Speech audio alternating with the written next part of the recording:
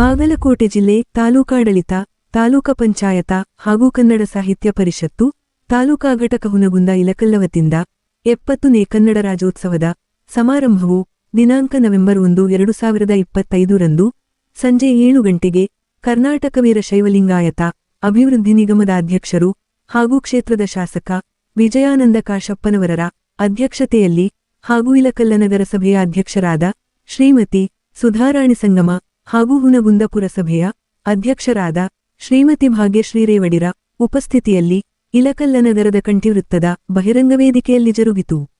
ಮೊದಲಿಗೆ ಈ ಒಂದು ಕಾರ್ಯಕ್ರಮದಲ್ಲಿ ಇಲಕಲ್ಲ ನಗರದ ಬಸವೇಶ್ವರ ಪ್ರತಿಮೆಗೆ ಮಾಲಾರ್ಪಣೆ ಹಾಗೂ ಕನ್ನಡಾಂಬೆ ಭುವನೇಶ್ವರ ತಾಯಿಗೆ ಪುಷ್ಪನಮನದೊಂದಿಗೆ ಶಾಸಕ ಕಾಶಪ್ಪನವರರಿಂದ ಕನ್ನಡ ರಾಜ್ಯೋತ್ಸವದ ಮೆರವಣಿಗೆಗೆ ಚಾಲನೆ ಪಡೆಯಿತು.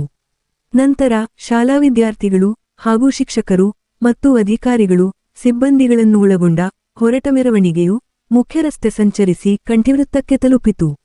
ನಂತರ ಜರುಗಿದ ವೇದಿಕೆ ಕಾರ್ಯಕ್ರಮದಲ್ಲಿ ಪೌರಾಯುಕ್ತರಾದ ಶ್ರೀನಿವಾಸ ಜಾದವರು, ಪ್ರಾಸ್ತಾವಿಕ ಪರ ನಗರಸಭೆ ಅಧ್ಯಕ್ಷೆ ಸುಧಾರಾಣಿ ಹಾಗೂ ಹುನಗುಂದ ತಾಲೂಕಾ ಸಾಹಿತ್ಯ ಪರಿಷತ್ತ ಅಧ್ಯಕ್ಷರಾದ ಮಲ್ಲಿಕಾರ್ಜುನ ಸಜ್ಜನ ಹಾಗೂ ಹಿರಿಯ ಸಾಹಿತಿಗಳಾದ ಎಸ್.ಕೆ. ಕೊನೆಸಾಗರ ಹಾಗೂ ಶಾಸಕ ಕಾಶಪ್ಪನವರರು ತಮ್ಮ ಅಧ್ಯಕ್ಷೀಯ ಪರ ಮಾತುಗಳನ್ನಾಡಿ ವಿವಿಧ ಪ್ರಾಂತ್ಯಗಳಲ್ಲಿ ಹರಿದು ಹಂಚಿ ಹೋಗಿದ್ದನ್ನು ಏಕೀಕೃತೊಕ್ಕೂಟ ವ್ಯವಸ್ಥೆಗೆ ಒಳಪಡಿಸಿದ ಸರ್ದಾರ ವಲ್ಲಭಾಯಿ ಪಟೇಲರನ್ನು ಸ್ಮರಿಸುತ್ತಾ ಕರ್ನಾಟಕೀಕರಣಕ್ಕಾಗಿ 1905 ರಲ್ಲಿ ವಿದ್ಯಾವರ್ಧಕದ ಸಂಘದಡಿಯಲ್ಲಿ ಆಲೂರ ವೆಂಕಟರಾಯರು ಹಾಗೂ ಡೆಪ್ಯೂಟಿ ಚೆನ್ನಬಸಪ್ಪ ಸೇರಿ ಅನೇಕ ಮಹಿನೀರು ಕನ್ನಡದ ಕಿಚ್ಚು ಮತ್ತು ಕಹಳೆಯ ಹೋರಾಟದ ಫಲದಿಂದ 1951 ನವೆಂಬರ್ 1 ರಂದು ಮೈಸೂರು ಕರ್ನಾಟಕ ಸ್ಥಾಪನೆ ಮತ್ತು 1973 ನವೆಂಬರ್ 1 ರಲ್ಲಿ ಮರು ಕರ್ನಾಟಕ ನಾಮಕರಣದಿಂದ ಕನ್ನಡ ನಾಡು ಅಸ್ತಿತ್ವಕ್ಕೆ ಬಂದ ಇತಿಹಾಸವನ್ನು ಸ್ಮರಿಸಿದರು.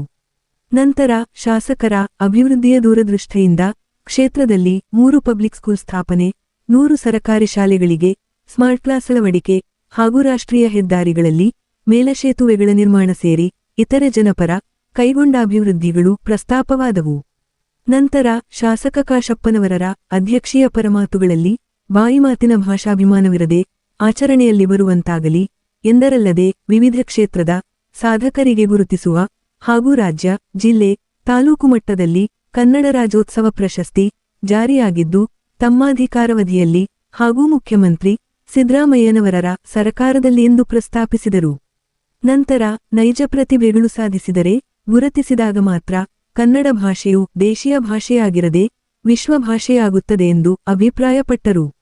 ನಂತರ ಕಾರ್ಯಕ್ರಮದಲ್ಲಿ ಪ್ರಸ್ತಾವಿತ ಹಕ್ಕೊತ್ತಾಯಗಳಲ್ಲಿ ಕನ್ನಡೇಕೀಕರಣಕ್ಕೆ ಹುತಾತ್ಮರಾದ ರಂಜಾನ ಸಾಬರನ್ನು ಸ್ಮರಿಸುವಾಚರಣೆ ಹಾಗೂ ಕನ್ನಡ ಶಾಲೆಗಳಲ್ಲಿ ದ್ವಿಭಾಷಾ ಸೂತ್ರ ಜಾರಿ ಮಾಡಿ ಉತ್ತರ ಭಾರತದವರಿಂದ ಆಗುತ್ತಿರುವ ಗದಪ್ರಹಾರ ತಡೆಯುವಿಕೆ ಹಾಗೂ ಕನ್ನಡ ಭಾಷೆ ಕಲಿತ ವಿದ್ಯಾರ್ಥಿಗಳಿಗೆ ಉನ್ನತ ವ್ಯಾಸಂಗ ಮತ್ತು ಹುದ್ದೆ ಪಡೆಯಲು ಮೀಸಲಾತಿ ಕಲ್ಪಿಸುವಿಕೆ, ನಂತರ 5 ಟಿಎಂಸಿ ಮಹಾದಾಯಿ ನದಿ ನೀರು ಹರಿಸುವ ಹಾಗೂ ಸಾರಿಗೆ ಬಸ್ಸುಗಳಿಗೆ ವಾಯುವ್ಯ ಹೆಸರು ತೆಗೆದು ಕಿತ್ತೂರ ಕರ್ನಾಟಕ ನಾಮಕರಣ ಹಾಗೂ ಚಿಂತಕರು, ವಿದ್ವಾಂಸರು, ಹೋರಾಟಗಾರರು ಕನ್ನಡ ಭಾಷೆ, ನೆಲ, ಜಲಕ್ಕೆ ಎತ್ತಿದ್ದ ಕೂಗಿಗೆ ಅಧಿವೇಶನದಲ್ಲಿ ಗಟ್ಟಿಯಾಗಿ ಪ್ರಶ್ನಿಸಿ ಸಮಸ್ಯೆಗಳಿಗೆ ಪರಿಹಾರ. ನಂತರ 2019 ರಿಂದ ಸಾಹಿತ್ಯ ಅಕಾಡೆಮಿಯಿಂದ ಆಯ್ಕೆಯಾದ ಪುಸ್ತಕಗಳು ಖರೀದಿಯಾಗದಿರುವ ಮತ್ತು 2019 ರಿಂದ 2024 ರವರೆಗೆ ಲೇಖಕರಿಗೆ ಕೊಡಮಾಡುವ ಅಲ್ಪಸ್ವಲ್ಪ ಅನುದಾನವನ್ನು ಮುಖ್ಯಮಂತ್ರಿಗಳ ಗಮನಕ್ಕೆ ತಂದು ಜಾರಿ ಮಾಡಲು ಹಾಗೂ ಉಭಯ ತಾಲೂಕುಗಳಲ್ಲಿ ಕನ್ನಡ ಭವನ ನಿರ್ಮಿಸುವ ಸೇರಿ ಇತರೆ ಬೇಡಿಕೆಗಳಿಗೆ ಸಕಾರಾತ್ಮಕವಾಗಿ ಸ್ಪಂದಿಸಿದ ಶಾಸಕ ಕಾಶಪ್ಪನವರರು ಕಾಲಮಿತಿಯಲ್ಲಿ ಈಡೇರಿಸುವ ಭರವಸೆ ನೀಡುತ್ತಾ ಸಮಸ್ತ ಕ್ಷೇತ್ರದ ಮತ್ತು ನಾಡಿನ ಜನತೆಗೆ ಕನ್ನಡ ರಾಜ್ಯೋತ್ಸವದ ಶುಭಾಶಯಗಳು ಕೋರಿದರು. ನಂತರ ಕಾರ್ಯಕ್ರಮದಲ್ಲಿ ಕ್ಷೇತ್ರದಲ್ಲಿನ ಪ್ರಬಂಧ ಮತ್ತು ರಸಪ್ರಶ್ನೆಗಳ ಸ್ಪರ್ಧೆಯಲ್ಲಿ ವಿಜೇತ ವಿದ್ಯಾರ್ಥಿಗಳಿಗೆ ಪ್ರಶಸ್ತಿ ಪತ್ರ ವಿತರಣೆ ಹಾಗೂ ಸಮುದಾಯ ಹುದ್ದೆಗೆ ಆಯ್ಕೆಯಾದವರಿಗೆ ಆಯ್ಕೆ ಪ್ರಮಾಣಪತ್ರ ಮತ್ತು ಹೊಲಿಗೆಯಂತ್ರ ವಿತರಣೆ ಹಾಗೂ ವಿವಿಧ ಕ್ಷೇತ್ರಗಳಲ್ಲಿ ಸಾಧನೆಗೈದ ಸಾಧಕರಿಗೆ ಸನ್ಮಾನ ಕಾರ್ಯಕ್ರಮ ಜರುಗಿತು. ಹಾಗೂ ಕಾರ್ಯಕ್ರಮದಲ್ಲಿ ಇಲಕಲ್ಲ ತಾಲೂಕಿನ ತಹಶೀಲ್ದಾರರಾದ ಅಮರೇಶ ಪಮ್ಮಾರ ಹಾಗೂ ವಿದ್ಯಾರ್ಥಿಗಳು ಡಾಕ್ಟರ್ ಜಗದೀಶರು ವೇದಿಕೆ ಹಂಚಿಕೊಂಡರೆ ಶಿಕ್ಷಕರಾದ ಸಂಗಣ್ಣಗದ್ದಿರು ನಿರೂಪಿಸಿದರು. ಹಾಗೂ ಕಾರ್ಯಕ್ರಮದಲ್ಲಿ ಇಲಕಲ್ಲ ತಾಲೂಕಾ ಸಾಹಿತ್ಯ ಪರಿಷತ್ತಿನ ಅಧ್ಯಕ್ಷ ಮಹಾದೇವ ಕಂಬಾಗಿ, ಉಭಯ ತಾಲೂಕುಗಳ ಕರ್ನಾಟಕ ನೌಕರರ ಸಂಘಗಳ ಅಧ್ಯಕ್ಷರಾದ ಸಂಗಮೇಶ ಪಾಟೀಲ ಪಿಎಸ್ ಪಮ್ಮಾರ ಹಾಗೂ ಹುನಗುಂದ ತಹಶೀಲ್ದಾರರಾದ ಪ್ರದೀಪಕುಮಾರ ಹಿರೇಮಠ, ಉಭಯ ತಾಲೂಕು ಪಂಚಾಯತ ಕಾರ್ಯನಿರ್ವಹಣಾಧಿಕಾರಿಗಳಾದ ಮುರಳೀಧರ ದೇಶಪಾಂಡೆ, ಸೋಮಲಿಂಗಪ್ಪ ಅಂಟರತಾನಿ ವೇದಿಕೆಯಲಂಕರಿಸಿದ್ದರು. ಹಾಗೂ ವಿದ್ಯಾರ್ಥಿಗಳು, ಕನ್ನಡಾಭಿಮಾನಿಗಳು, ಸಾರ್ವಜನಿಕರು ಉಪಸ್ಥಿತರಿದ್ದರು. ಲೋಕನಾಯಕ ಕನ್ನಡ ನ್ಯೂಸ್ ಬ್ಯೂರೋ ರಿಪೋರ್ಟ್ ಇಲಕಲ್ಲ.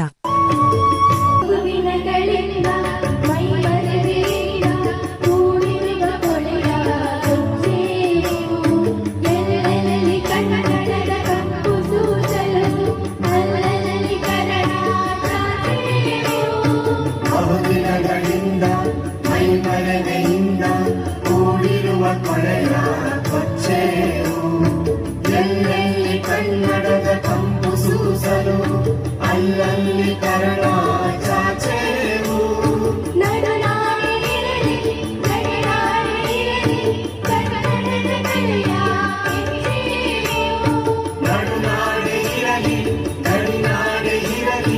ಕನ್ನಡದ ಕಲೆಯ ಕೆಚ್ಚೆವು.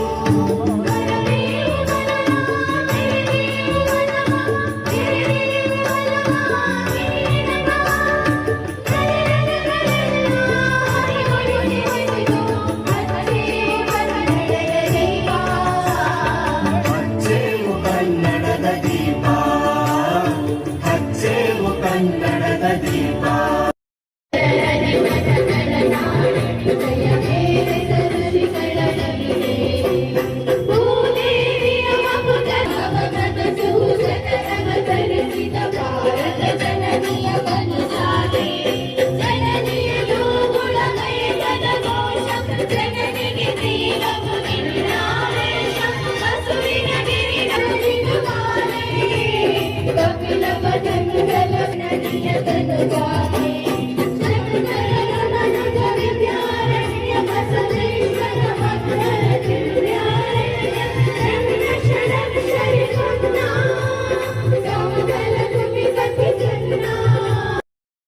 ತಾಲೂಕು ಆಡಳಿತ, ತಾಲೂಕು ಪಂಚಾಯತ್, ಕನ್ನಡ ಸಾಹಿತ್ಯ ಪರಿಷತ್ ತಾಲೂಕು ಘಟಕ ಇಲ್ಕಲ್ ಹಾಗೂ ಹುನಗುಂದ ಇವರ ಸಹಯೋಗದಲ್ಲಿ ನಡೆಯುತ್ತಿರುವ ಕರ್ನಾಟಕ ರಾಜ್ಯೋತ್ಸವದ ಈ ಸುಂದರ ಸಮಾರಂಭದ ಅಧ್ಯಕ್ಷತೆಯನ್ನು ವಹಿಸಿರುವಂತ ಸನ್ಮಾನ್ಯ ಶ್ರೀ ಡಾಕ್ಟರ್ ವಿಜಯಾನಂದ ಕಾಶಪ್ಪನವರ್ ಸರ್, ಅಧ್ಯಕ್ಷರು ಕರ್ನಾಟಕ ವೀರಶೈವ ಲಿಂಗಾಯತ ಅಭಿವೃದ್ಧಿ ನಿಗಮ, ಕರ್ನಾಟಕ ಸರ್ಕಾರ ಹಾಗೂ ಜನಪ್ರಿಯ ಶಾಸಕರು ಹುನಗುಂದ ಮತಕ್ಷೇತ್ರ, ಇವರಿಗೆ ನಾನು ತಾಲೂಕು ಆಡಳಿತದ ಪರವಾಗಿ ತಮ್ಮೆಲ್ಲರ ಪರವಾಗಿ ಹೃತ್ಪೂರ್ವಕ ಸ್ವಾಗತವನ್ನು ಕೋರುತ್ತೇನೆ. ಅತಿಥಿಗಳಾಗಿ ಸ್ವಾಗತ ಮೇಡಮ್. ಅದೇ ರೀತಿಗಳಾಗಿ ಆಗಮಿಸಿರುವ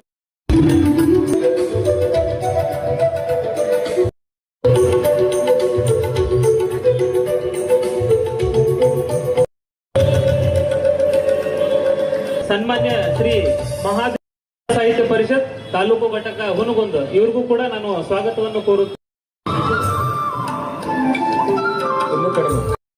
ಕಾರ್ಯಕ್ರಮದಲ್ಲಿ ಉಪಸ್ಥಿತರಿರುವ ಶ್ರೀ ಸಂಗಮೇಶ್ ಪಾಟೀಲ್, ಮಹೇಶ್ ವಾಕ್ಮೋರೆ ಅವರು ಗ್ರಂಥ ಪುಷ್ಪಾರ್ಪಣೆಯನ್ನ ಮಾಡಬೇಕು ಅಂತ ನಾನು ತಮ್ಮೆಲ್ಲರ ಪರವಾಗಿ ಸ್ವಾಗತವನ್ನು ಕೋರುತ್ತೇನೆ. ಸುಸ್ವಾಗತ ಸರ್. ಗ್ರಂಥ ಪುಷ್ಪಾರ್ಪಣೆಯನ್ನ ಸಲ್ಲಿಸಬೇಕು ಅಂತ ನಾವರಲ್ಲಿ ತೋರ್ತಾ ಇದ್ದೇವೆ ಅಂತ ಅವರಲ್ಲಿ ವಿನಂತಿಯನ್ನ ಮಾಡಿಕೊಳ್ತೇನೆ. ಸದಸ್ಯರು ನಗರಸಭೆ ಇಲ್ಕಲ್ ಇವರಿಗೂ ಕೂಡ ನಾನು ಸ್ವಾಗತವನ್ನು ಕೋರುತ್ತೇನೆ. ಶ್ರೀ ಶರಣಗೌಡರು ಬಿರಾದಾರ್ ಆಗಮನೆಯನ್ನ ಮಾಡಬೇಕು ಅಂತ ಅವರಲ್ಲಿ ಕೋರ್ತಾ ಇದ್ದೇವೆ.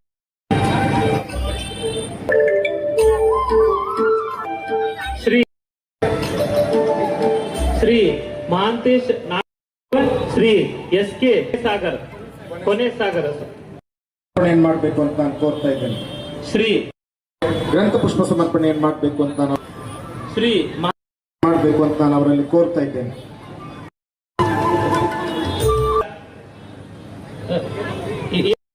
ಇಲ್ಕಲ್ ಇವರಿಗೂ ಕೂಡ ನಾನು ಸ್ವಾಗತವನ್ನು ಕೋರುತ್ತೇನೆ. ಸುಸ್ವಾಗತ. ಶ್ರೀ ಅವರಿಗೆ ಗ್ರಂಥ ಪುಷ್ಪ ಸಮರ್ಪಣೆಯನ್ನು ಮಾಡಬೇಕು ಅಂತ ನಾನು ಅವರಲ್ಲಿ ಶ್ರೀ ಪಿಎಸ್ ಪಮ್ಮಾರ್ ಸರ್ ಅವರು ಅವರಿಗೆ ಗ್ರಂಥ ಪುಷ್ಪ ಸಮರ್ಪಣೆ, ಕಲ್ಮಠ್ ಅವರು ಅವರಿಗೆ ಗ್ರಂಥ ಪುಷ್ಪ ಸಮರ್ಪಣೆಯನ್ನು ಮಾಡಬೇಕು ಅಂತ ಅವರಲ್ಲಿ ಕೋರ್ತಾ ಇದ್ದೇನೆ. ರಾಜ್ಯೋತ್ಸವನ್ನ ನಾವು ಎಲ್ಲಾದ್ರೂ ಆಚರಣೆ ಮಾಡ್ತೀವಿ ಅಂತಂದ್ರೆ ಅದು ನಾವು ಇಲ್ಕಲ್ದಲ್ಲಿ ಮಾಡ್ತೀವಿ ಅಂತೇಳಿ ಈ ಸಂದರ್ಭದಲ್ಲಿ ನಾನು ಹೆಮ್ಮೆಯಿಂದ ಹೇಳಕ್ ಪಡ್ತೀನಿ. ಇದಕ್ಕೆ ಕಾರಣೀಕರ್ತರು ನಮ್ಮ ಜನಪ್ರಿಯ ಶಾಸಕರು ಹಾಗೂ ಯಾವತ್ತೂ ನಮಗೆ ನಿಮಗೆಲ್ಲರಿಗೂ ಮಾರ್ಗದರ್ಶಕರಾದಂತಹ ಸನ್ಮಾನ್ಯ ಶ್ರೀ ವಿಜಯಾನಂದ ಕಾಶ್ಯಪ್ನವ್ರ ಸಾಹೇಬರು ಅಂತೇಳಿ ನಾನು ಈ ಸಂದರ್ಭದಲ್ಲಿ ಹೇಳಲಿಕ್ಕೆ ಬಯಸ್ತೇನೆ. ಬಂಧುಗಳೇ, ಇವತ್ತು ಸಮಸ್ತ 7 ಕೋಟಿ ಕನ್ನಡಿಗರಿಗೆ ಒಂದು ಹೆಮ್ಮೆಯ ಪಡುವಂತಹ ದಿನ. ಯಾಕಂತಂದ್ರೆ ಭಾರತಕ್ಕೆ ಸ್ವತಂತ್ರ ಸಿಕ್ಕಾದ ನಂತರ ಭಾರತ ವಿವಿಧ ಪ್ರಾಂತ್ಯಗಳಾಗಿ ಹಂಚಿ ಹೋಗಿತ್ತು. ಈ ಎಲ್ಲರನ್ನೂ ಒಗ್ಗೂಡಿಸಿ ಒಂದು ಏಕೀಕೃತ ಭಾರತವನ್ನು ಮಾಡಬೇಕಾಗಿತ್ತು. ಆ ಸಂದರ್ಭದಲ್ಲಿ ಈ ಎಲ್ಲ ಹಂಚಿ ಹೋದ ಪ್ರಾಂತ್ಯಗಳನ್ನು ಒಂದು ಕಡೆ ತರಲು ಸರ್ದಾರ್ ವಲ್ಲಭಭಾಯಿ ಪಟೇಲ್ ಅವರು ಶತಾಯಗತವಾಗಿ ಒಂದು ಪ್ರಯತ್ನ ಮಾಡಿ ತಂದ್ರ ಅಂತೇಳಿ ಈ ಸಂದರ್ಭದಲ್ಲಿ ನಾನು ಹೆಮ್ಮೆಯಿಂದ ಹೇಳಲಿಕ್ಕೆ ಬಯಸ್ತೀನಿ. ಬಂಧುಗಳೇ, ತಮ್ಗೆಲ್ಲರಿಗೂ ಬಾಂಬೆ ಪ್ರಾಂತ್ಯದಲ್ಲಿ, ಹೈದರಾಬಾದ್ ಪ್ರಾಂತ್ಯದಲ್ಲಿ, ಮೈಸೂರು ಪ್ರಾಂತ್ಯದಲ್ಲಿ, ಮದ್ರಾಸ್ ಪ್ರಾಂತ್ಯಗಳಲ್ಲಿ ಹಂಚಿ ಹೋಗಿದ್ವಿ. ಇವುಗಳನ್ನು ಎಲ್ಲಾನು ಒಗ್ಗೂಡಿಸಿ 1956 ನವೆಂಬರ್ 1ರಂದು ಮೈಸೂರು ರಾಜ್ಯ ಅಂತ ಹೇಳಿ ಏನು ಒಂದು ಸ್ಥಾಪನೆ ಆಯಿತು. ಅದರ ನಂತರ ಮುಂದಿನ ದಿನಗಳಲ್ಲಿ ಮೈಸೂರು ಬೇಡ, ಅದು ಕರ್ನಾಟಕ ರಾಜ್ಯ ಅಂತೇಳಿ 1973 ನವೆಂಬರ್ 1ರಂದು ಸ್ಥಾಪನೆ ಆಗಿದ್ದು ಈ ಸಂದರ್ಭದಲ್ಲಿ ನಾವು ನೆನೆಸ್ಕೊಳ್ಬೇಕಾಗ್ತದೆ. ಇದಕ್ಕಿಂತ ಮುಂಚೆ ಹೇಳಬೇಕಾದ್ರೆ ಬಂಧುಗಳೇ, 1905ರಲ್ಲಿ ನಮ್ಮ ಕರ್ನಾಟಕ ಏಕೀಕರಣ ಚಳುವಳಿಯ ಮೂಲಕ ಕನ್ನಡದ ಮನಸ್ಸುಗಳನ್ನು ಒಂದು ಮಾಡಲು ಶ್ರೀ ಆಲೂರು ವೆಂಕಟರಾಮ್ ಅವರು ಪ್ರಯತ್ನ ಮಾಡಿದರು. ಅವರ ಪ್ರಯತ್ನದ ಫಲವಾಗಿ ಮುಂದಿನ ದಿನಗಳಲ್ಲಿ ಸ್ವಾತಂತ್ರ್ಯ ಸಿಕ್ಕ ನಂತರ ನಾವು ಕನ್ನಡದ ಮನಸ್ಸುಗಳು ಒಂದಾದ್ವಿ, ಒಂದು ರಾಜ್ಯವನ್ನು ಮಾಡಿದೀವಿ ಅಂತೇಳಿ ಈ ಸಂದರ್ಭದಲ್ಲಿ ನಾನು ಹೇಳಲಿಕ್ಕೆ ಇಷ್ಟಪಡ್ತೇನೆ. ಬಂಧುಗಳೇ, ಕನ್ನಡ ಭಾಷೆ 200 ವರ್ಷಗಳ ಇತಿಹಾಸವನ್ನು ಹೊಂದಿದೆ. 7 ಜ್ಞಾನಪೀಠ ಪ್ರಶಸ್ತಿಗಳು ನಮ್ಮ ಕರ್ನಾಟಕದವರಿಗೆ ಸಿಕ್ಕಿದೆ ಅಂತೇಳಿ ಈ ಸಂದರ್ಭದಲ್ಲಿ ನಾನು ಅತ್ಯಂತ ಹೆಮ್ಮೆಯಿಂದ ಹೇಳಲಿಕ್ಕೆ ಬಯಸ್ತೇನೆ. ಒಂದು ಉದ್ಯೋಗ ಕೊಡಿಸುವಂತಹ ಕೆಲಸವನ್ನು ಮಾಡ್ತಾರ ಅಂತೇಳಿ ನಾನು ಈ ವೇದಿಕೆ ಮೂಲಕ ಒಂದು ನನ್ನ ನಿವೇದನೆಯನ್ನು ಮಾಡ್ಕೋತೀನಿ ಅಂತೇಳಿ ಈ ಸಂದರ್ಭದಲ್ಲಿ ಹೇಳ್ತೀನಿ. ಇವತ್ತಿನ ದಿವಸ ಕನ್ನಡದ ಹಬ್ಬ ಅಂತೇಳಿ ಆಚರಣೆ ಮಾಡ್ತಾರ. ನೀವುಗಳು ಸಹ ಇವತ್ತಿನ ದಿವಸ ನಾವು ಕನ್ನಡದ ಹಬ್ಬವನ್ನು ಆಚರಣೆ ಮಾಡಲು ಸಾಕ್ಷೀಕರಿಸಿದ್ದೀವಿ ಅಂತೇಳಿ ಈ ಸಂದರ್ಭದಲ್ಲಿ ಹೇಳುತ್ತಾ, ಮುಂದಿನ ದಿನಗಳಲ್ಲಿ ನೀವು ಕನ್ನಡವನ್ನು ಬೆಳೆಸೋಣ, ಕನ್ನಡವನ್ನು ಉಳಿಸೋಣ, ಕನ್ನಡವನ್ನು ಉಳಿಸಲು ಬೆಳೆಸಲು ಕನ್ನಡವನ್ನು ಕಡ್ಡಾಯವಾಗಿ ನಾವು ಬೆಳೆಸಲು ಕಂಕಣಬದ್ಧರಾಗಿರುವರು ಅಂತ ಹೇಳುತ್ತಾ, ಕುವೆಂಪು ಅವರ ಸಾಲ ಪುಷ್ಪ ಸಮರ್ಪಣೆಯನ್ನ ಮಾಡಬೇಕು ಅಂತ ನಾನು ವಿನಂತಿಯನ್ನು ಮಾಡಿಕೊಳ್ತೇನೆ. ಸರ್ವ ಗಣ್ಯರು ಕೂಡ ಈ ಕಾರ್ಯಕ್ರಮದಲ್ಲಿ ಸಹಕರಿಸಲಿಕ್ಕೆ ಶುಭಂ ಕುರುತ್ವಂ ಕಲ್ಯಾಣಂ ಆರೋಗ್ಯಂ ಧನ ಸಂಪದಂ ಶತ್ರುಬುದ್ಧಿ ವಿನಾಶಾಯ. ಈ ರಾಜ್ಯೋತ್ಸವ 2020 ಜ್ಯೋತಿ ಬೆಳಗಿಸುವುದರ ಮುಖಾಟಿಸಿ ಡಾಕ್ಟರ್ ವಿಜಯಾನಂದ್ ಎಸ್ ಕಾಶಪ್ಪನವರ್ ಅವರಿಗೆ ತಮ್ಮೆಲ್ಲರ ಇದೀಗ ಮಾನ್ಯ ಶಾಸಕರು ಹಾಗೂ ಎಲ್ಲ ಗಣ್ಯಮಾನ್ಯರು ದೇವಿಯ ಪುಷ್ಪಾರ್ಪಣೆಯನ್ನ ಮಾಡಿ ಗೌರವ ಸಮರ್ಪಿಸಿದ ಕಾವ್ಯ ಕೊಟಗಿ ಸರ್ಕಾರಿ ವೇದಿಕೆಗೆ ಆಗಮಿಸಿ ಪ್ರಶಸ್ತಿ ಸರ್ಕಾರಿ ಪ್ರೌಢಶಾಲೆ ಸುಳಿಬಾವಿಯ ಬಸು, ಮಾದರಿಯ ಪ್ರೌಢಶಾಲೆ ಹುನಗುಂದ್, ಸರ್ಕಾರಿ ಪ್ರೌಢಶಾಲೆ ಜಂಬಲದಿನ್ನಿಯ ಶಿವಬಸಮ್ಮ, ಕುಮಾರಿ ಭೂಮಿಕಾ ಉಪ್ಪಾರ್, ಬಾಲಕಿಯರ ಪ್ರೌಢಶಾಲೆ ಇಳಕಲ್ಲದ ಕುಮಾರಿ. ಇನ್ನು ರಸಪ್ರಶ್ನೆಯಲ್ಲಿ ದ್ವಿತೀಯ ಸ್ಥಾನ, ಸ್ಪರ್ಧೆಯಲ್ಲಿ ತೃತೀಯ ಸ್ಥಾನವನ್ನ ಬಾಲಕಿಯರ ಸರ್ಕಾರಿ ಕುಮಾರಿ ಸ್ನೇಹ ರೊಡ್ಡ.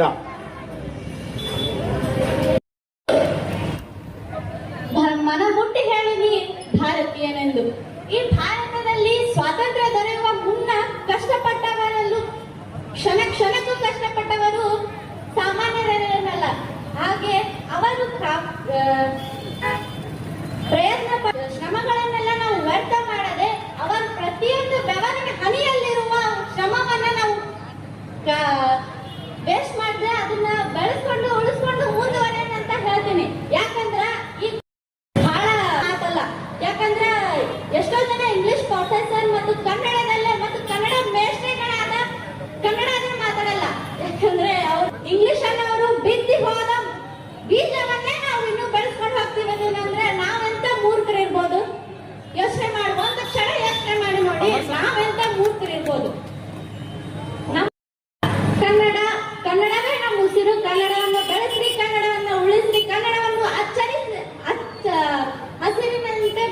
ಹೇಳ್ತಾರೆ. ಆದ್ರೆ ನಾವು ಮಾಡ್ತಿರೋದೇನು? ಇಂತಹ ಅನೇಕ ಹೆಸರುಗಳಿಂದ ಕರೀತಾರೆ ನಮ್ಮ ಈ ಕರ್ನಾಟಕವನ್ನ. ಹಾಗೆ ಅದನ್ನ ಕರೆಯೋದ್ರ ಜೊತೆಗೆ ನಮ್ಮ ಈ ಕರ್ನಾಟಕಕ್ಕೆ ಕನ್ನಡ ಭಾಷೆಯಿಂದಲೇ ಒಂದು ದೊಡ್ಡ ಮರ್ಯಾದೆ ಐತಿ. ಕರ್ನಾಟಕದವರು ಇವರು ಭಾರತದವರ? ಹಾ, ನಾವು ಭಾರತದವರು. ಯಾರಿವರು? ಕನ್ನಡಿಗರು. ಯಾವ ಭಾಷೆಯನ್ನ ಮಾತಾಡ್ತಾರೆ? ಹೃದಯದಿಂದ ಮಾತಾಡ್ತಾರೆ ಕನ್ನಡ ಭಾಷೆಯನ್ನ. ನಮ್ಮ ಈ ಒಂದು ಭಾರತದಲ್ಲಿ ಎಷ್ಟು ಭಾಷೆಗಳಿರ್ಬೋದು, ಆದ್ರೆ ಮೊದಲ ಒಂದು ಸ್ಪಷ್ಟವಾದ ಭಾಷೆ, ಒಂದು ಮರ್ಯಾದೆಯಿಂದ ಬರ್ತಕ್ಕಂಥ ಭಾಷೆ, ಗೌರವದಿಂದ ಬರ್ತಕ್ಕಂಥ ಭಾಷೆ ಅಂದ್ರೆ ಅದು ನಮ್ಮ ಕನ್ನಡ ರೀ. ಆ ಕನ್ನಡವನ್ನ ನಾವ್ ಯಾಕೆ ಬಿಟ್ಕೊಡೋಣ? ಕನ್ನಡವನ್ನ ಎಲ್ಲಿ ಹೋದ್ರೂ ಮಾತಾಡೋಣ, ಎಲ್ಲಿ ಇಲ್ಲ ಅಂದ್ರೂ ಮಾತಾಡೋಣ. ಒಬ್ರು ಒಂದು ಸಾಲು ಹೇಳ್ತಾರೆ, ಎಲ್ಲಾದರೂ ಇರು, ಎಂತಾದರೂ ಇರು, ಎಂದೆಂದಿಗೂ ನೀ ಕನ್ನಡವಾಗಿರು. ಅವ್ರ ಆ ಸಾಲು ಹೇಳೋದಕ್ಕೂ ಒಂದು ಉದ್ದೇಶ ಆಯ್ತು. ನಾವು ಈಗ ಏನೋ ಒಂದು ಉದ್ದೇಶಕ್ಕೋಸ್ಕರ ಬೇರೆ ದೇಶಕ್ಕೆ ಹೋದ್ವಿ ಅಥವಾ ಬೇರೆ ಒಂದು ರಾಜ್ಯಕ್ಕೆ ಹೋದ್ವಿ ಅಂದ್ರೆ ನಾವು ಅಲ್ಲಿ ಇಂಗ್ಲಿಷು, ಹಿಂದಿಯೋ ಅಥವಾ ಅವ್ರದ್ದೇ ಆದಂತ ಒಂದು ಭಾಷೆ ಇರ್ತದಲ್ಲ, ನಾವು ಅದನ್ನ ಅವ್ರ ಮುಂದೆ ಮಾತಾಡ್ಬೇಕು. ಯಾಕೆಂದ್ರೆ ನಾವು ಕನ್ನಡಿಗರಾಗಿರ್ಬೋದು, ಆದ್ರೆ ಅವ್ರ ಮುಂದೆ ನಮ್ದೇ ಆದಂತ ಒಂದು ಮರ್ಯಾದೆ ಬೇಕಲ್ಲ. ಕನ್ನಡ ಭಾಷೆಯಲ್ಲಿ ಮಾತಾಡಿದ್ರೆ ಎಲ್ಲಿ ಮರ್ಯಾದೆ ಹೋಗುತ್ತನ್ನಾಗ ಅವ್ರ ಭಾಷೆ ಮಾತಾಡ್ಬೇಕು. ಮಾತುಗಳನ್ನಾಡಿರ್ತಕ್ಕಂತಹ ಕುಮಾರಿ ಚಿನ್ನನಗೌಡ ಅವರಿಗೆ 3 ಕರ್ನಾಟಕ ಪಬ್ಲಿಕ್ ಸ್ಕೂಲ್ಗಳನ್ನ ಮಂಜೂರು ಮಾಡಿದೆ. ಕೂಡಲ ಸಂಗಮ, ಸುಳೆಬಾವಿ, ಕರಡಿ. ಯಾಕ ಈ ವಿಚಾರವನ್ನು ತಮ್ಮ ಮುಂದೆ ಪ್ರಸ್ತಾಪ ಮಾಡ್ತೀನಿ ಅಂದ್ರೆ, ಎರಡೂ ತಾಲೂಕಿನಲ್ಲಿ ಮಾನ್ಯ ಶಾಸಕರ ಸೂಚನೆ ಮೇರೆಗೆ ಪ್ರಬಂಧ ಮತ್ತು ರಸಪ್ರಶ್ನೆ ಕಾರ್ಯಕ್ರಮಗಳನ್ನು ಹಮ್ಮಿಕೊಳ್ಳಲಾಗಿತ್ತು. ಆ ಎರಡೂ ಕಾರ್ಯಕ್ರಮದಲ್ಲಿ ಪ್ರಥಮ ಸ್ಥಾನವನ್ನು ಪಡೆದವರು ಇದೇ ಕರ್ನಾಟಕ ಪಬ್ಲಿಕ್ ಸ್ಕೂಲಿನ ಮಕ್ಕಳು. ಅಂದ್ರೆ ಸರ್ಕಾರಿ ಶಾಲೆ ಎಷ್ಟು ದೂರದೃಷ್ಟಿ ಇರಬೇಕು. ಮಾನ್ಯ ಶಾಸಕರಿಗೆ ನಾನು ಅಭಿನಂದಿಸ್ತೀನಿ ಆ ವಿಚಾರದಲ್ಲಿ. ಇಲ್ಲಿ ಇಳಕಲ್ ಭಾಗದಲ್ಲಿ ಪ್ರಥಮ ಕರಡಿ ಪ್ರೌಢಶಾಲೆ ವಿದ್ಯಾರ್ಥಿಗಳ ರಸಪ್ರಶ್ನೆ ಕಾರ್ಯಕ್ರಮದಲ್ಲಿ ಪ್ರಥಮ ಬಂದಂತ ಹುಡುಗಂದಲ್ಲಿ ನಾವೇ ರಸಪ್ರಶ್ನೆ ಕಾರ್ಯಕ್ರಮ ನಡೆಯುವ ಸಂದರ್ಭದಲ್ಲಿ ಸುಮಾರು 22 ಪ್ರೌಢಶಾಲೆಗಳ ಭಾಗವಹಿಸಿದ್ರೆ, ಸುನೇಕ ಪ್ರಾರಂಭದಲ್ಲಿ ಅವರಿಗೆ ನಾವು ಲಿಖಿತ ಪರೀಕ್ಷೆಯನ್ನು ತೆಗೆದುಕೊಂಡಿವಿ. ಆ ಲಿಖಿತ ಪರೀಕ್ಷೆಗೆ 12 ಪ್ರೌಢಶಾಲೆ ವಿದ್ಯಾರ್ಥಿಗಳು 22ಕ್ಕೂ ಹೆಚ್ಚು ಅಂಕಗಳನ್ನು ತಗೊಂಡ್ರು, 25. ಮತ್ತೆ ಅವರು ಮತ್ತೊಮ್ಮೆ ಲಿಖಿತ ಪರೀಕ್ಷೆಯನ್ನು ಮಾಡಿದ್ವಿ. 5 ತಂಡಗಳನ್ನು ತಗೊಂಡ್ವಿ ನಾವು. 5 ತಂಡಗಳನ್ನು ತೆಗೆದುಕೊಂಡಾಗ ಪ್ರಥಮ ಮತ್ತು ದ್ವಿತೀಯವನ್ನು ಪಡೆದಿರ್ತಕ್ಕಂಥದ್ದು ಕರ್ನಾಟಕ ಪಬ್ಲಿಕ್ ಸ್ಕೂಲ್ ಕೂಡಲ ಸಂಗಮ ಪ್ರಥಮ, ಕರ್ನಾಟಕ ಪಬ್ಲಿಕ್ ಸ್ಕೂಲ್ ಸುಳೆಬಾವಿ ದ್ವಿತೀಯ ಸ್ಥಾನ ಪಡೆಯಿತು. ಯಾಕೆ ಈ ವಿಷಯವನ್ನು ಪ್ರಸ್ತಾಪ ಮಾಡ್ತೀನಿ ಅಂದ್ರೆ, ಎರಡೂ ಕೂಡ ಸರ್ಕಾರಿ ಪ್ರೌಢಶಾಲೆಗಳು ಈ ಮುಂದಿನ ಶೈಕ್ಷಣಿಕ ವರ್ಷದ ಮಾಡ್ತಕ್ಕಂಥ ವ್ಯವಸ್ಥೆಯನ್ನ ಗಣ ಸರ್ಕಾರ ಮಾಡಿದೆ. ನಾನು ಆ ಸಂದರ್ಭದಲ್ಲಿ ಫಲಿತಾಂಶ ಬಂದ ತಕ್ಷಣ ಯೋಚನೆ ಮಾಡಿದೆ, ಸರ್ಕಾರದಲ್ಲಿ ಯೋಜನೆಗಳನ್ನು ರೂಪಿಸುವುದು ಎಷ್ಟು ಮುಂದಾಲೋಚನೆಯನ್ನು ಮಾಡಿ ಆ ಯೋಜನೆ ರೂಪಿಸ್ತಾರಂತ. ಹೀಗಾಗಿ ಮಾನ್ಯ ಶಾಸಕರಿಗೆ ನಾನು ಕೂಡ ಸುಳೆಬಾವಿ ಗ್ರಾಮದ ಆಗಿರೋದ್ರಿಂದ ಕರ್ನಾಟಕ ಪಬ್ಲಿಕ್ ಸ್ಕೂಲ್ ನನ್ನೂರಿಗೂ ಬಂದಿರೋದ್ರಿಂದ ನನ್ನ ವೈಯಕ್ತಿಕವಾಗಿ ಮತ್ತು ಗ್ರಾಮದ ಪರವಾಗಿ ಮತ್ತು ಎರಡೂ ತಾಲೂಕಿನ ಪರವಾಗಿ ಮಾನ್ಯ ಶಾಸಕರಿಗೆ ಮೊದಲನೇದಾಗಿ ಅಭಿನಂದನೆ. ಜಾಸ್ತಿ ಮಾತಾಡಕ್ಕೆ ಹೋಗೋದಿಲ್ಲ. ಕನ್ನಡದ ಏಕೀಕರಣದ ಸಲುವಾಗಿ ಹುತಾತ್ಮರಾಗತ್ತ ಏಕೈಕ ವ್ಯಕ್ತಿ ರಂಜಾನ್ ಸಾಬ್ ಅವರನ್ನ ನಾವು ನೆನೆಸ್ಕೊಳ್ಳುವಂತ ಕೆಲಸ ಮುಂದಿನ ದಿನಗಳಲ್ಲಿ ಮಾನ್ಯ ಶಾಸಕರು ಮಾಡ್ಬೇಕಂತ ಅವ್ರಿಗೆ ವಿನಂತಿ ಮಾಡಿಕೊಂಡು, ಮಾನ್ಯ ಶಾಸಕರಲ್ಲಿ ನಾನು ಇನ್ನೊಂದು ಕಳಕಳಿ, ಇವತ್ತು ಬಹಳಷ್ಟು ಜನ ಪುಸ್ತಕಗಳನ್ನು ಬರೆದಾರೆ, ಬಹಳಷ್ಟು ಸಾಹಿತ್ಯ ಕೊಡುಗೆ ಆಗಿದೆ. ಎಂದೂ ಕನ್ನಡ ಅಳಿಯಲ್ಲ. ನನ್ನ ಸಹೋದರ ಹೇಳಿದ್ರೆ ಇವತ್ತು ಕನ್ನಡ ಅಳಿವಿನ ಅಂಚಿನಲ್ಲಿದೆ, ಸಾಧ್ಯನೇ ಇಲ್ಲ. ನಾವು ಈ ಭೂಮಿ ಯಾವಾಗ ಭೂಮಿ ಸೂರ್ಯಚಂದ್ರ ಯಾವಾಗ ಎಲ್ಲಿವರೆಗೂ ಇರ್ತಾನೆ ಅಲ್ಲಿವರೆಗೂ ಕನ್ನಡ ಶಾಶ್ವತವಾಗಿರ್ತದೆ, ಅಳಿಲಿಕ್ಕೆ ಸಾಧ್ಯ ಇಲ್ಲ. ಆದ್ರೆ ಮಾನ್ಯ ಶಾಸಕರಲ್ಲಿ ನಾನು ಒಂದು ವಿನಂತಿ ಮಾಡ್ಕೊತಾ ಇದ್ದೀನಿ, ದ್ವಿಭಾಷಾ ಸೂತ್ರ ಇವತ್ತು ಜಾರಿಗೆ ಬರಬೇಕಾಗಿದೆ. ಉತ್ತರ ಭಾರತದವರು ನಮ್ಮ ಮೇಲೆ ಗದಪ್ರಹಾರವನ್ನು ಮಾಡ್ತಿದ್ರು, ಅದು ವ್ಯವಹಾರಿಕ ದೃಷ್ಟಿಯಿಂದ. ಒಬ್ಬ ಚಾದ ಅಂಗಡಿ ಮಾಡುವಂತ ಇಲ್ಲಿ ಬಂದು ಚಾದ ಅಂಗಡಿ ಇಟ್ಕೊಂಡಾಗ ದೇವ್ಜಿ ಜಲ್ದಿ ಜಲ್ದಿ ಅಂತ ನಾವು ಕನ್ನಡದಲ್ಲಿ ಮಾತಾಡಲ್ಲ, ಕನ್ನಡದಲ್ಲಿ ಅವ್ನು ನಾನು ಹೇಳಲ್ಲ. ಅವರು ಅದನ್ನ ಏನು ತಮ್ಮ ದುಡಿಮೆಯ ಭಾಷೆಯಾಗಿ ಇಲ್ಲಿ ಕೂಡ ಪ್ರಭಾವವನ್ನು ಬೀರ್ತಾ ಇದ್ದಾರೆ. ತ್ರಿಭಾಷಾ ಸೂತ್ರ ಇದೆ ದೇಶದಲ್ಲಿ, ಅದೇ ತ್ರಿಭಾಷಾ ಸೂತ್ರ ನಮ್ಮಲ್ಲಿ ಕನ್ನಡ, ಹಿಂದಿ, ಇಂಗ್ಲಿಷ್ ಇದೆ. ಬೇರೆ ಉತ್ತರ ಭಾರತದ ಉದ್ಯೋಗಾವಕಾಶದಲ್ಲಿ ಕನ್ನಡ ಮಾಧ್ಯಮದಲ್ಲಿ 10% ಮೀಸಲಾತಿ ಇದೆ. ಅದು ನಮ್ಗಿಲ್ಲಿ ಕನ್ನಡ ಮಾಧ್ಯಮ ಹೋದ್ರೆ 5% ಮೀಸಲಾತಿ ಮಾತ್ರ ಕೊಡ್ತಾ ಇದ್ದಾರೆ. ಮುಂದಿನ ದಿನಗಳಲ್ಲಿ ಉನ್ನತ ವ್ಯಾಸಂಗ MBBS, ಈಗ ಆ ಮಗು ಹೇಳ್ತಾರೆ ಜಂಬದಲ್ಲಿ ಮಗು, ಆ ಮಗು MBBS ಹೋಗ್ಬೇಕಾದ್ರೆ ಕನ್ನಡ ಮಾಧ್ಯಮದಲ್ಲಿ ಹೋದಂತ ಮಗು MBBS ಮತ್ತು ಉನ್ನತ ಹುದ್ದೆಗೆ ಹೋಗುವಾಗ ಅವ್ರಿಗೆ ಮೀಸಲಾತಿ ಸಿಕ್ತಂದ್ರೆ ಖಂಡಿತವಾಗಿ ಆ ಮಗು ಪ್ರತಿಭಾವಂತ ಆಗಿ ಬೆಳಿಲಿಕ್ಕೆ ಸಾಧ್ಯ ಆಗುತ್ತೆ ಅಂತ ಹೇಳಿ ಮಾನ್ಯ ಶಾಸಕರಲ್ಲಿ ವಿನಂತಿ ಮಾಡ್ಕೊಳ್ತೇನೆ. ಒಂದು ವಿಧಾನಸಭೆ ಒಂದು ಗಳಿಸಿರುತ್ತೆ ಸರ್, ತಮಗೊಂದು ಶಕ್ತಿ ಅದ. ಅದಕ್ಕೋಸ್ಕರ ಮಹದಾಯಿ ನಮ್ಗೆ 5 TMC ನೀರು ನಮ್ಗಿಲ್ಲೇ ಮಲಪ್ರಭಾ, ಯಾಕಂದ್ರೆ ಪಶ್ಚಿಮ ಭಾಗಕ್ಕೆ ನಮ್ಗೆ ನೀರಾವರಿ ಇಲ್ಲ. ಮಾನ್ಯ ಶಾಸಕರು ಅನ್ಯತ ಭಾವಿಸ್ಕೊಬಾರ್ದು, ನಾವು ಪಶ್ಚಿಮ ಭಾಗದಲ್ಲಿ ನಮ್ಗೆ ನೀರಾವರಿ ಇಲ್ಲ ಸರ್. ನೀವು ಈ ಕಡೆ ಪೂರ್ವ ಮತ್ತು ಉತ್ತರ ಭಾಗದವರಿಗೆ ನೀವು ನೀರಾವರಿ ಕೊಟ್ರಿ, ನಮ್ಮ ಪಶ್ಚಿಮ ಭಾಗದವರಿಗೆ ನೀರಾವರಿ ಇಲ್ಲ. ದಯಮಾಡಿ ಮಹದಾಯಿ ನದಿ ಅದು ನಮ್ಮ ಐವಳ್ಳಿ ನಿಮ್ಮ ಮತಕ್ಷೇತ್ರದಲ್ಲಿ ಬರ್ತಕ್ಕಂಥ ಊರುಗಳಿಗೂ ಅದು ಅನುಕೂಲ ಆಗುತ್ತೆ. ಕೆಲವರು ಸುಳೆಬಾವಿ ಬಹಳಷ್ಟು ಹಳ್ಳಿಗಳಿಗೆ ಅದು ಅನುಕೂಲ ಆಗುತ್ತೆ. ಮಹದಾಯಿ ನದಿ 5 TMC ಬಂದಾಗ ಅದು ಅತಿಕ್ರಮಣ ಆಗುತ್ತೆ. ಮಹದಾಯಿ ನದಿ ಅದನ್ನು ಕೂಡ ಸರಿಪಡಿಸುತ್ತಿರೋದು. ಇಂಥ ಕೆಲಸಗಳು ಅದ ಮಾತ್ರ ಕನ್ನಡ ಉಳಿಲಿಕ್ಕೆ ಸಾಧ್ಯ, ಕನ್ನಡಿಗರು ಬೆಳಿಲಿಕ್ಕೆ ಸಾಧ್ಯ ಆಗುತ್ತಂತ ಬಹಳ ಜನ ಇಲ್ಲಿ ಕುಂತಿದ್ದಾರೆ. ನಾನು ಆ ಪಟ್ಟಿಯನ್ನು ನೋಡಿದಾಗ ನನ್ನ ತಾಲೂಕಿನ ಅವಳಿ ತಾಲೂಕಿನ 10 ಜನ ಜಿಲ್ಲಾ ರಾಜ್ಯೋತ್ಸವ ಪ್ರಶಸ್ತಿಯನ್ನು ಪಡೆದಿದ್ದಾರೆ. ಅದಕ್ಕೆ ಕಾರಣ ಮಾನ್ಯ ಶಾಸಕರು. ಅವರ ಸೇವೆಯನ್ನು ಅಲ್ಲಗಳೆಂಗಿಲ್ಲ.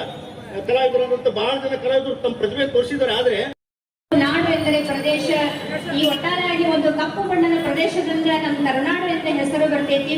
ಇನ್ನೊಂದು ಕನ್ನಡವನ್ನ ಇವತ್ತು ಒಂದೇ ದಿನಕ್ಕೆ ಸೀಮಿತ ಇರದೆ, ಇವತ್ತು ಯಾವುದೋ ಒಂದು ಹಳದಿ ಅಥವಾ ಕೆಂಪು ಬಣ್ಣದ ಒಂದು ಸೀರೆ ಅಥವಾ ಒಂದು ಡ್ರೆಸ್ ಹಾಕೊಂಡು ಸ್ಟೇಟಸ್ ಹಾಕೊಳ್ಳುವ ಬದಲಾಗಿ ಪ್ರತಿ ನಮ್ಮ ಜೀವದ ಕಣದಲ್ಲೂ ನಾವು ಕನ್ನಡಾಭಿಮಾನವನ್ನು ಬೆಳೆಸ್ಕೊಳ್ಬೇಕು, ಹಾಗೂ ಕನ್ನಡವನ್ನು ಉಳಿಸಬೇಕು, ಬೆಳೆಸಬೇಕು, ಹಾಗೂ ನಮ್ಮ ಭಾವನೆಗಳನ್ನ ಕನ್ನಡದಲ್ಲೇ ವ್ಯಕ್ತಪಡಿಸಬೇಕು ಅಂತ ಹೇಳ್ತೀನಿ. ಅದೇ ರೀತಿ ನಮ್ಮ ಶಾಸಕರಾದಂತಹ ಹುಣಗುಂದ ಕ್ಷೇತ್ರದ ಶಾಸಕರು ನಮ್ಮ ವಿಜಯಾನಂದ ಕಾಶಪ್ಪನವರು ಸರ್ ಕನ್ನಡ ಶಾಲೆಗಳನ್ನು ಬೆಳೆಸಬೇಕು, ಸರ್ಕಾರಿ ಶಾಲೆಗಳಲ್ಲಿ ಮಕ್ಕಳ ಕಲಿಕೆ ಅನ್ನೋ ಉದ್ದೇಶಕ್ಕೆ ಇಂಗ್ಲಿಷ್ ಮೀಡಿಯಂನಲ್ಲಿರುವ ಎಲ್ಲಾ ಯೋಜನೆಗಳು ಕನ್ನಡ ಶಾಲೆಗಳಲ್ಲೂ ಸಿಗಲಿ ಅನ್ನೋ ಉದ್ದೇಶಕ್ಕೆ 100 ಸರ್ಕಾರಿ ಶಾಲೆಗಳಿಗೆ ಸ್ಮಾರ್ಟ್ ಕ್ಲಾಸ್ಗಳನ್ನು ನೀಡಿದ್ರು. ಆಮೇಲೆ ಶಾಲೆಯಲ್ಲಿ ಯಾವುದೇ ರೀತಿ ಒಂದು ಕಂಪೌಂಡ್ ಆಗಿರ್ಬೋದು, ಶೌಚಾಲಯ ನಿರ್ಮಾಣ ಆಗಿರ್ಬೋದು, ಕುಡಿಯುವ ನೀರಿನ ಒಂದು ಸೌಕರ್ಯ ಆಗಿರ್ಬೋದು, ಯಾವುದೇ ರೀತಿ ತೊಂದರೆ ಆಗಲಾರ್ದ ಶಾಸಕರು ಹಲವಾರು ಒಂದು ಸೌಕರ್ಯಗಳನ್ನು ಸರ್ಕಾರಿ ಶಾಲೆಗಳಲ್ಲಿ ನೀಡಿದ್ದಾರೆ. ಕನ್ನಡ ಮಾಧ್ಯಮವನ್ನು ಓದಿಸುವುದಾದರೆ ಸರ್ಕಾರಿ ಶಾಲೆಯಲ್ಲೇ ಓದಿಸಲಿ ಅನ್ನೋದು ನನ್ನ ಅಭಿಪ್ರಾಯ. ಇಲ್ಲಿರುವ ಪಾರಂಪರಿಕ ಕಟ್ಟಡಗಳು, ಇಲ್ಲಿರುವ ಜನ ಸಮುದಾಯ, ಬದುಕಿನ ಬಿಂಬಗಳು, ಈ ಎಲ್ಲ ವಿಚಾರಗಳನ್ನ ಹೇಳುತ್ತಾ ಮಾನ್ಯರೇ, ಕರ್ನಾಟಕ ಏಕೀಕರಣ 1905ರಲ್ಲಿ ಕರ್ನಾಟಕ ವಿದ್ಯಾವರ್ತಕ ಸಂಘದ ಅಡಿಯಲ್ಲಿ ಆಲೂರು ವೆಂಕಟರಾಯರಿಂದ ಸೇರಿ ಡೆಪ್ಯೂಟಿ ಚನ್ನಬಸಪ್ಪನವರಾಗಲಿ ಅನೇಕ ಮಹನೀಯರು ಕನ್ನಡದ ಕಿಚ್ಚು ಮತ್ತು ಕಹಳೆಯನ್ನ ಕೊಟ್ಟವರು ಉತ್ತರ ಕರ್ನಾಟಕ ಭಾಗದವರು, ಕಿತ್ತೂರು ಕರ್ನಾಟಕದವರು. ನನಗೆ ಒಂದು ನೋವಿದೆ. ಇದನ್ನ ಈ ವೇದಿಕೆಯ ಮೇಲಿರುವ ಮಾನ್ಯ ಶಾಸಕರ ಗಮನಕ್ಕೆ ತರ್ತೇನೆ. ಕಲ್ಯಾಣ ಕರ್ನಾಟಕವಾಗಿದೆ. ನೀವೆಲ್ಲ ಸಾರಿಗೆ ಸಂಸ್ಥೆಗಳ ಬಸ್ಸುಗಳನ್ನು ನೋಡಿದಾಗ ಈಶಾನ್ಯ ಕರ್ನಾಟಕ ಹೋಗಿ ಕಲ್ಯಾಣ ಕರ್ನಾಟಕ ಆಗಿದೆ. ಆದರೆ ವಾಯುವ್ಯ ಕರ್ನಾಟಕ ಇನ್ನೂ ಇದೆ. ಅದು ಕಿತ್ತೂರು ಕರ್ನಾಟಕ ಆಗಿಲ್ಲ. ಅದು ಕಿತ್ತೂರು ಕರ್ನಾಟಕ ಆಗಬೇಕು. ಯಾವಾಗ ಚಿಂತಕರು, ವಿದ್ವಾಂಸರು, ಹೋರಾಟಗಾರರು ಕನ್ನಡದ ಬಗ್ಗೆ, ನೆಲ ಜಲದ ಬಗ್ಗೆ, ಪರಂಪರೆಯ ಬಗ್ಗೆ ಕೂಗೆತ್ತಾರೋ, ಜನಪ್ರತಿನಿಧಿಗಳು, ಜನನಾಯಕರು ಅಧಿವೇಶನಗಳಲ್ಲಿ ಗಟ್ಟಿಯಾಗಿ ಮಾತನಾಡಿದಾಗ ಮಾತ್ರ ಅದು ಜಾರಿಗೆ ಬರ್ತದೆ, ಜರುಗುತ್ತವೆ. ಅದು ದಸರಾ ಉತ್ಸವ ಆಗಿರಲಿ, ಹಂಪಿ ಉತ್ಸವ ಆಗಿರಲಿ, ಕದಂಬ ಉತ್ಸವ ಆಗಿರಲಿ, ಕಿತ್ತೂರು ಉತ್ಸವ ಆಗಿರಲಿ, ಎಲ್ಲ ಉತ್ಸವಗಳು ನಿಯಮಿತವಾಗಿ ನಡೀತವೆ. ಅನುದಾನದ ಕೊರತೆ ಇರುವುದಿಲ್ಲ. ಆದರೆ ನಮ್ಮ ಚಾಲುಕ್ಯ ಉತ್ಸವ ಕಳೆದ 9 ವರ್ಷಗಳಿಂದ ಆಗಿಲ್ಲ. ಈ ಹಿಂದೆ ನಾನು ಕೆಲವು ಸರ್ಕಾರದ ಒಂದು ಭಾಗವಾಗಿರುವ ಪೂರ್ವದಲ್ಲಿ ಜಿಲ್ಲಾಡಳಿತಕ್ಕೆ ಮನವಿ ಮಾಡಿಕೊಂಡಿದ್ದೆ, ಎಚ್ಚರಿಕೆ ನೀಡಿದ್ದೆ. ನೀವು ಚಾಲುಕ್ಯ ಉತ್ಸವ ನಡೆಸದಿದ್ದರೆ ನಾವು ಹೋರಾಟ ಮಾಡ್ತೀವಿ ಅಂತ ಹೇಳಿದ್ವಿ. ಮಾನ್ಯ ಶಾಸಕರೇ, ನಾನು ಸ್ಪಷ್ಟವಾಗಿ ತಮ್ಮಲ್ಲಿ ಅತ್ಯಂತ ವಿನಯಪೂರ್ವಕವಾಗಿ ಹೇಳ್ತೇನೆ, ದಯವಿಟ್ಟು ಬೇಗ ಚಾಲುಕ್ಯ ಉತ್ಸವ ಆಗಬೇಕು. ಚಾಲನೆ ಸಿಕ್ಕಿತ್ತು, ಯಾವ ಕಾರಣಕ್ಕೆ ನಿಲುಗಡೆ ಆದರೂ ಗೊತ್ತಿಲ್ಲ. ಎಲ್ಲರ ಅಭಿಪ್ರಾಯದಂತೆ ಇಡೀ ಜಿಲ್ಲೆಯಲ್ಲಿ ಗಟ್ಟಿಯಾದ ಧ್ವನಿಯಲ್ಲಿ ಮಾತನಾಡಬಲ್ಲಂತ ಒಬ್ಬನೇ ಒಬ್ಬ ವ್ಯಕ್ತಿ, ಯಾವ ಹಿಂಜರಿಕೆ ಇಲ್ಲದೇನೆ ನಾ ಈ ಮಾತನ್ನು ಹೇಳ್ತೇನೆ. ಸದನದಲ್ಲಿ ಅದು ಯಾವುದೇ ವಿಚಾರ ಇರಬಹುದು, ಹೇಳಬೇಕಾದ್ರೆ ಅದು ನಮ್ಮ ಸಾಹೇಬರು ಮಾತ್ರ. ಚಾಲುಕ್ಯ ನಾನು ಸುಮಾರು 40 ವರ್ಷಗಳ ಹಿಂದೆ ಇಲ್ಲಿ ಓದ್ತಾ ಇದ್ದೆ. ಅಂದಿನವರೆಗೆ ಇಲ್ಲಿಯವರೆಗೆ ಇಲ್ಲಿಯ ಯಾವ ನ್ಯಾಷನಲ್ ಹೈವೇ, ರಾಷ್ಟ್ರೀಯ ಹೆದ್ದಾರಿಗಳು ಅಭಿವೃದ್ಧಿ ಕಂಡಿರಲಿಲ್ಲ. ರಸ್ತೆಗಳ ಅಭಿವೃದ್ಧಿ ಆಗ್ತಿತ್ತು ನಿಜ, ಒಬ್ಬ ಶಾಸಕ, ಒಬ್ಬ ಜನನಾಯಕ, ಒಬ್ಬ ಕಾಳಜಿಯುಕ್ತ ಒಬ್ಬ ವ್ಯಕ್ತಿ ಆ ಸ್ಥಾನಕ್ಕೆ ಬಂದಾಗ ಏನಾಗ್ತದೆ ಅನ್ನಲಿಕ್ಕೆ ಕೂಡಲ ಸಂಗಮ, ಬೆಳಗಲ್ಲು, ಇಳಕಲ್ಲಿನ ಈ ರಾಷ್ಟ್ರೀಯ ಹೆದ್ದಾರಿಗಳಿಗೆ ಮೇಲ್ಸೇತುವೆಗಳನ್ನು ಮಾಡೋದು ನೋಡಿದ್ರೆ ಇಂಥವರಿಂದಲೇ ಸಾಧ್ಯ.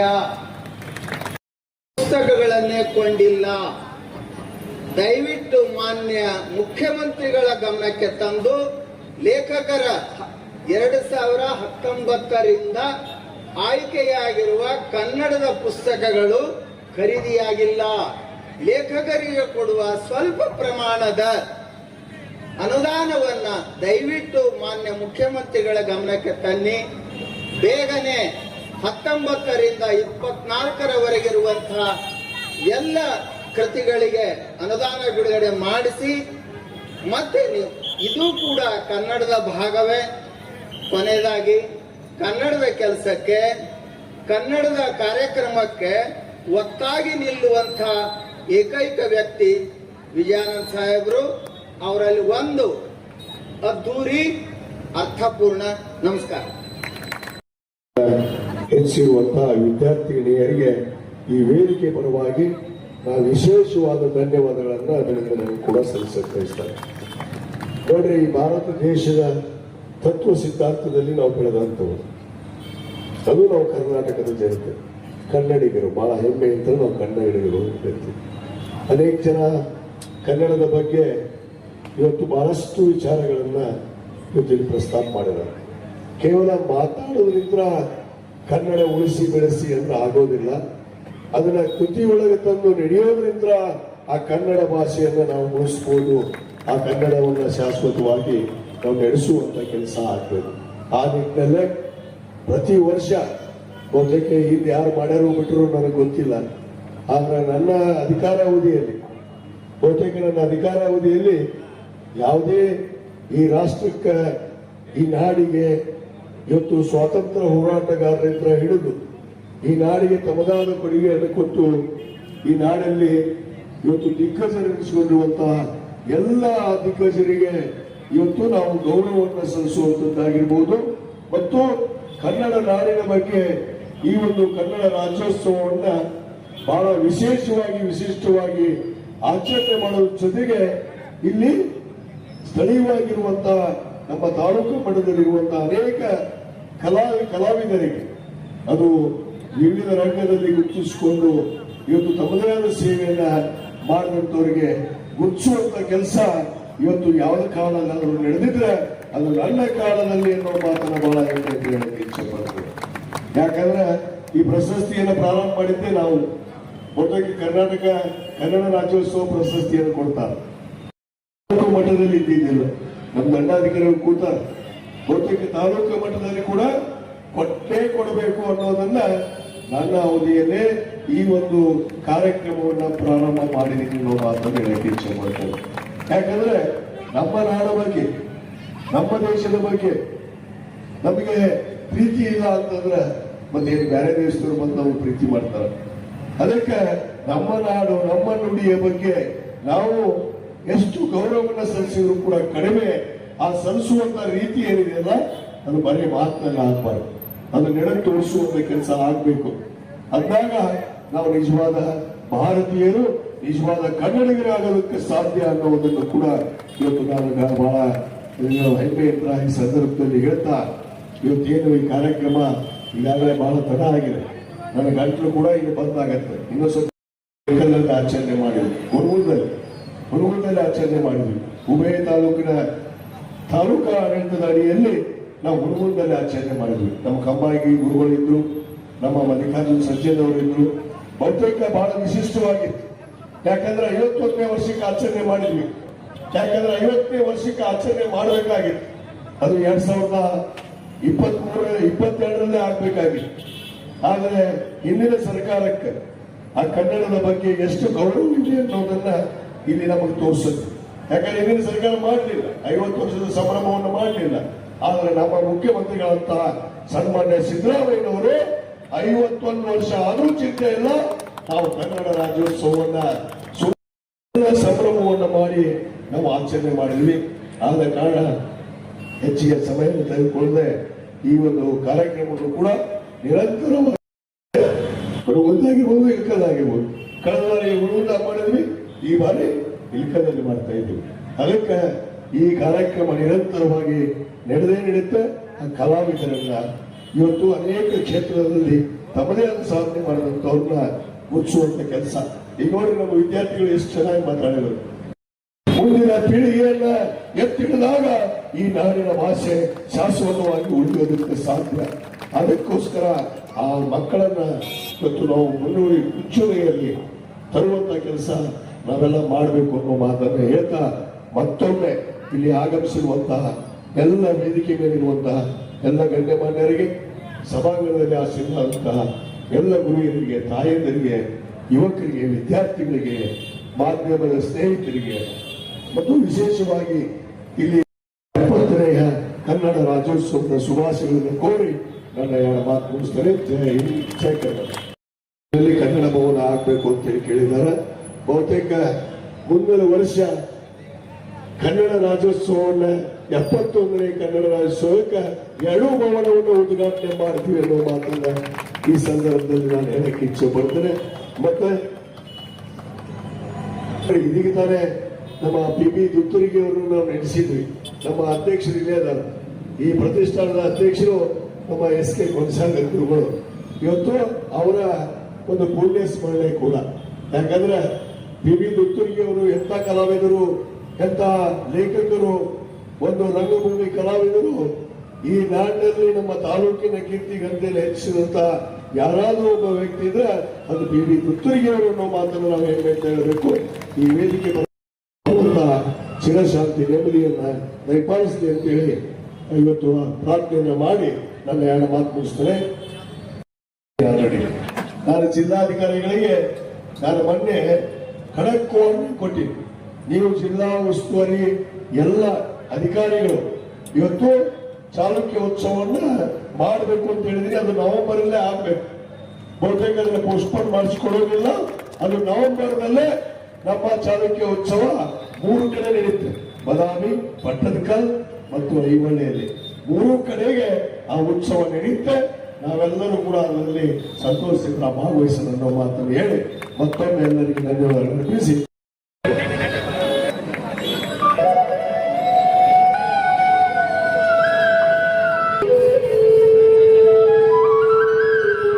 ಸಾಂಕೇತಿಕವಾಗಿ 5 ಜನರಿಗೆ ಡಬ್ಬಿರ್ತಾರೆ. ಡಬ್ಬಿ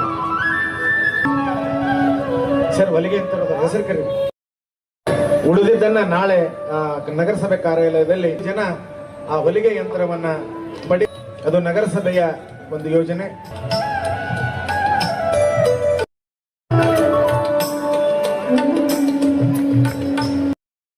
ಇವತ್ತಿನ ಈ ಕನ್ನಡ ರಾಜ್ಯೋತ್ಸವ ಪ್ರಶಸ್ತಿ ಪ್ರಧಾನ ಸಮಾರಂಭ ಇದೀಗ ನಡೀತಾ ಇದೆ. ಓಕೆ, ನೀವೆಲ್ಲ ಬಂದು ಸಾಕಿನ್ ಸೋಮಶೇಖರ್ ಕಲಾವಿದರಾಗಿ ಲೈನ್ ಸೈದು ಸಾಬ್ ಲೈನ್ ಅವರು ತಾವು ಸಮರ್ಪಿಸಿಕೊಂಡಿರ್ತಕ್ಕಂತಹ ವ್ಯಕ್ತಿ ಶಿವಾನಂದ್ ಕುಮಾರ್. ಇನ್ನು ರೂಪಾ ಪ್ರಶಸ್ತಿಯನ್ನು ಸ್ವೀಕರಿಸಿರ್ತಕ್ಕಂಥ ಎಲ್ಲ ಮಹನೀಯರಿಗೆ ಧನ್ಯವಾದಗಳು.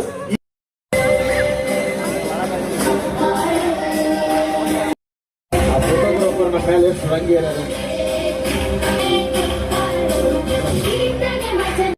ಅಭಿನಂದನೆಗಳು. ಈಗ ನಾನು ಇಳಕಲ್ ತಾಲೂಕಿನ ಪ್ರಶಸ್ತಿ ಪುರಸ್ಕೃತರ ಯಾದಿಯನ್ನು ದೊಡ್ಡಬಸಪ್ಪ ಇವರು ಇವತ್ತಿನ ಈ ಸಮಾರಂಭದ ಅಧ್ಯಕ್ಷರು, ಜನಪ್ರಿಯ ಶಾಸಕರು ಆಗಿರ್ತಕ್ಕ ಗೌರವ ಸತ್ಕಾರ ನಡೆದಿರ್ತಕ್ಕಂಥದ್ದು ಇದು ವಿಶೇಷ. ಅಭಿನಂದನೆಗಳು ಗುರುಗಳೇ, ತಮಗೆ ಅಭಿನಂದನೆಗಳು, ತಮಗೆ ಅಭಿನಂದನೆಗಳು. ಶುಭವಾಗಲಿ. ಅಭಿನಂದನೆಗಳು, ಅಭಿನಂದನೆಗಳು. ಈಗ ನಾನು ನೆಕ್ಸ್ಟ್ ಕವನ ಚುಟುಕು ಕ್ಷೇತ್ರ ಶ್ರೀ ಮುರ್ತುಜಾ ಬಾದಾಮಿ ಇಲ್ಕಲ್.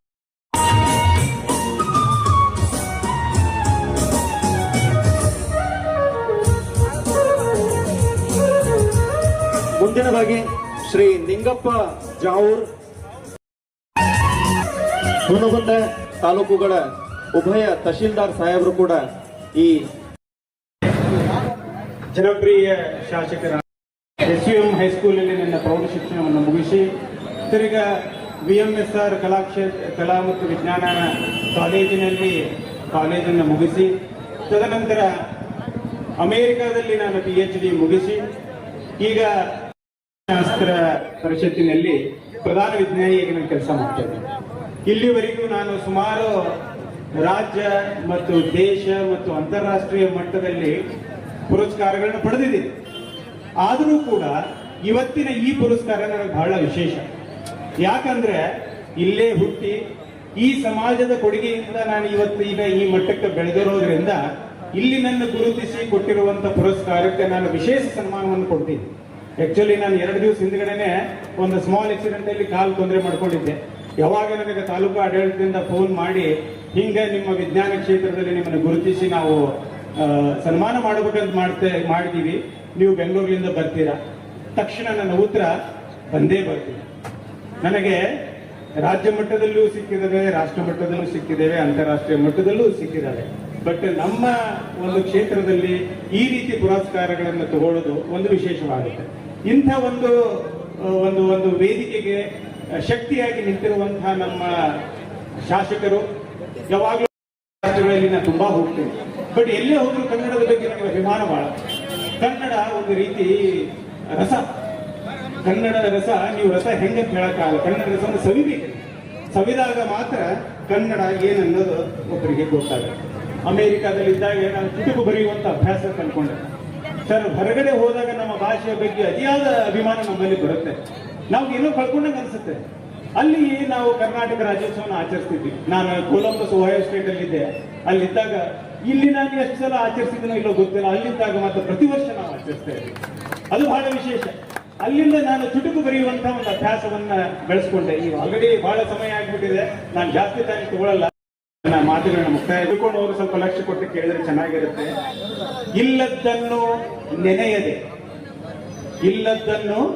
ನೆನೆಯದೆ ಇರುವುದನ್ನು ಮರೆಯದೆ ಬೇಕಿದ್ದನ್ನು ಬಿಡದೆ, ಛಲ ಬೇಕ್ರಿ, ಬೇಕಿದ್ದನ್ನು ಬಿಡದೆ ಜೀವನದ ರಸ ಸವಿಸದೆ. ಜೀವನದ ರಸ ಅಂದ್ರೆ ಅದಕ್ಕೆ ಬಹಳಷ್ಟು ಡೈಮೆನ್ಷನ್ ಇದೆ. ಜೀವನದ ರಸ ಸವಿಯದೆ ಮೋಕ್ಷವಿಲ್ಲ ಈ ಜನ್ಮಕ್ಕೆ. ಇಷ್ಟು ಹೇಳಿ ನನ್ನ ಒಂದು ಮಾತುಗಳು ಕನ್ನಡ ಎನ್ನುವಂತಹ ಮಾತುಗಳನ್ನು ನೆನಪಿಸ್ಕೊಳ್ತಾ 70ನೆಯ ಕನ್ನಡ ರಾಜ್ಯೋತ್ಸವದ ಈ ಶುಭ ಸಂದರ್ಭದಲ್ಲಿ ಈಗ ಅಧ್ಯಕ್ಷತೆಯನ್ನು ವಹಿಸಿಕೊಂಡು ಹಾಗೂ ಉದ್ಘಾಟನೆಯನ್ನು ನೆರವೇರಿಸಿ ಅತ್ಯಂತ ಅರ್ಥಪೂರ್ಣವಾದ ಮಾತುಗಳನ್ನು ಹೇಳೋದ್ರ ಜೊತೆಗೆ ಅಭಿವೃದ್ಧಿಯ ಪಥದಲ್ಲಿ ಎಲ್ಲ ಈ ತಾಲೂಕನ್ನ ಕ್ಷೇತ್ರವನ್ನು ನಡೆಸ್ತಾ ಇರುವಂತಹ ಸನ್ಮಾನ್ಯ ಡಾಕ್ಟರ್ ವಿಜಯಾನಂದ ಎಸ್ ಕಾಶಪ್ಪನವರು ಸಾಹೇಬರವರಿಗೆ ಅನಂತ ವಂದನೆಗಳನ್ನ, ಧನ್ಯವಾದಗಳನ್ನ ತಾಲೂಕು ಆಡಳಿತವನ್ನು ತಿಳಿಸ್ತೇನೆ ಸರ್.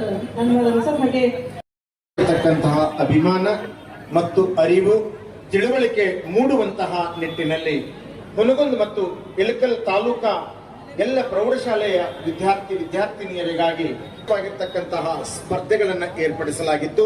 ಅದರಲ್ಲಿ ಪ್ರಥಮದಲ್ಲಿ ಕುಮಾರಿ ಬೃಂದಾ ಹೂಗಾರ್ ಪ್ರಥಮ ಬಹುಮಾನ ಅವರು ಬಂದು ಇದೀಗ ಮಾನ್ಯ ಶಾಸಕರಿಂದ ಬಹುಮಾನವನ್ನ ಸ್ವೀಕರಿಸಬೇಕು ಅಂತ ವಿನಂತಿಯನ್ನ ಮಾಡಿಕೊಟ್ಟು